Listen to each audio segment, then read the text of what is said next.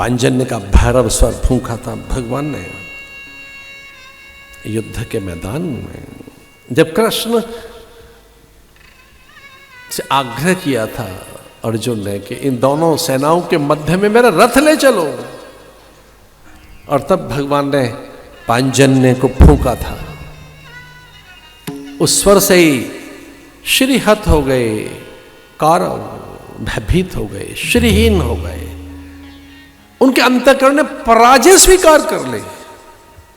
कभी कभी कोई एक स्वर ऐसा होता है, घोष ऐसे होते हैं, ध्वनियां ऐसी होती हैं, विशिष्ट तरंगें ऐसी होती हैं, व्यक्ति का बहुत उसका उत्थान कर देंगी या उसमें पराभव पैदा कर देंगे। अभी तो युद्ध आरंभ नहीं हुआ, पितामह भीष्म, आचार्य द्रोण आदि श्रीहत हो गए थे। उस पांजन्य के स्वर में चेतावनी थी कि धर्म के विरुद्ध खड़े हैं जो लोग, वो सावधान हो जाएं। भगवान ने कहा कुछ नहीं, बस स्वर दिया।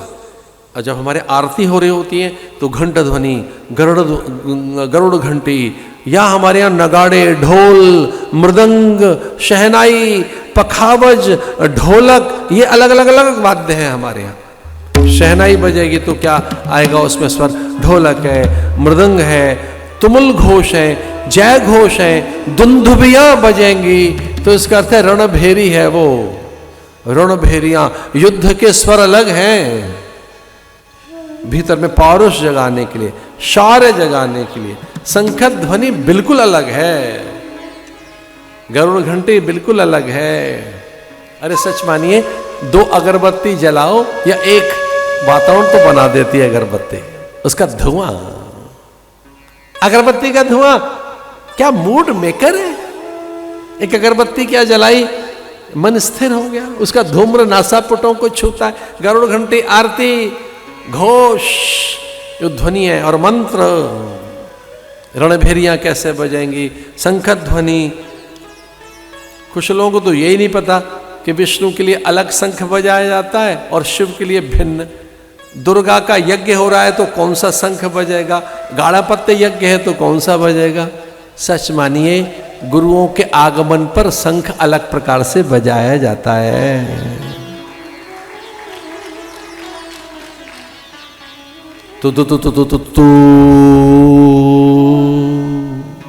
ऐसे बज रहा है शंख तो विष्णु के लिए तू तू तू तू, ये पता है किसके लिए, महादेव के लिए तू।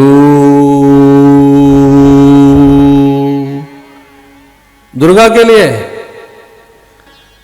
शंख का ही नहीं पता आपको, शंख कैसे बजेगा, उसकी ध्वनि से तो पता लगेगा। मैं पहाड़ पर रहा हूं, वो ढोल सुने हैं मैंने, मर जाए तो ढोल बजाते, बच्चा पैदा हो गया तो ढोल बजाते।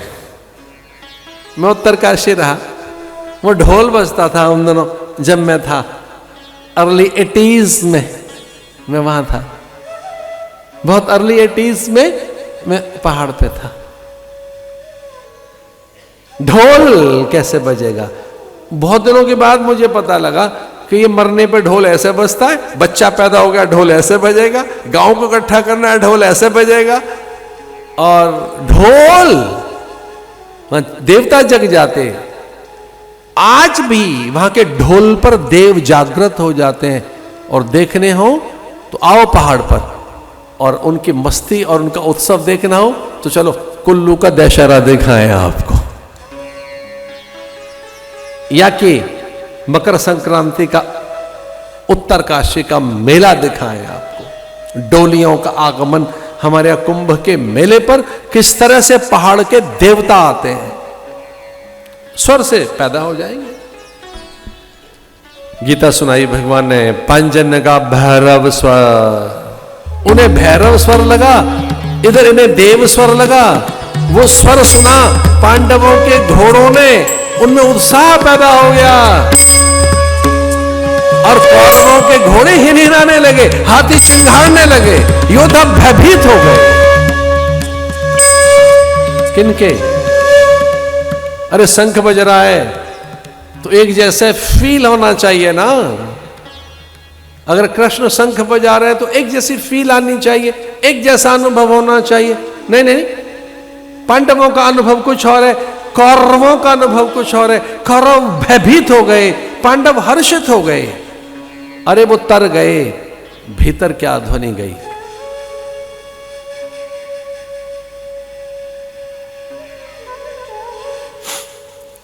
मेरे साथ एक सामान्य शब्द बोलोगे? मेरे साथ बोलो, मैं भीतर गया। इसको फिर मेरे तरह से बोलो, मैं भीतर गया। एक ही शब्द है ना, मैं भीतर गया, मैं भीतर गया।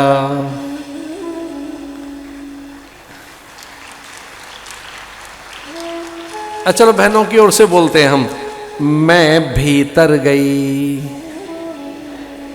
मैं भीतर गई। आपको यह लगे कि केवल महाराज जी में एक मेल वॉइस है उनकी ना, साधु की तो सबके लिए एक वॉइस होती है, कथा की वॉइस सबके लिए। मैं भीतर गई, बोलिए, मैं भीतर गई। तरना है आपको, भीतर जाओ ना।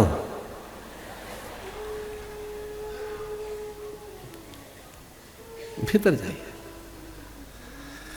जो भीतर गए वे भी तर गए।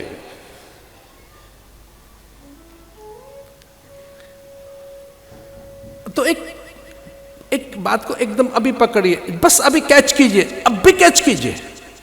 भीतर पता है कैसे जाता आदमी? शब्द से, मंत्र से, नाद से। नाद आपको अंदर ले जाएगा। कहां ले जाएगा? अंदर। नाद से आप यात्रा कर सकते हैं, नाद से ट्रेवल करेंगे अंदर की ओर, और ये तार देता है। पांडव तर गए। कृष्ण का स्वर, उनकी संगति, उनका सानिध्य, उनकी कृपा। कृष्ण इसलिए खड़ा है पांडवों के साथ कि वो धर्म के साथ है। बस इतना ही ध्यान रखना है। ईश्वर हमारे साथ खड़ा हो जाएगा अगर हम धर्म के साथ हैं, हम नियमों में हैं। अगर हम नियम के साथ नहीं है, सत्य के साथ नहीं है, धर्म के साथ नहीं है, वो हमारा साथ छोड़ देगा। वो क्या, हमारी शक्तियां हमारा साथ छोड़। अलौकिक लीलाएं भगवान की।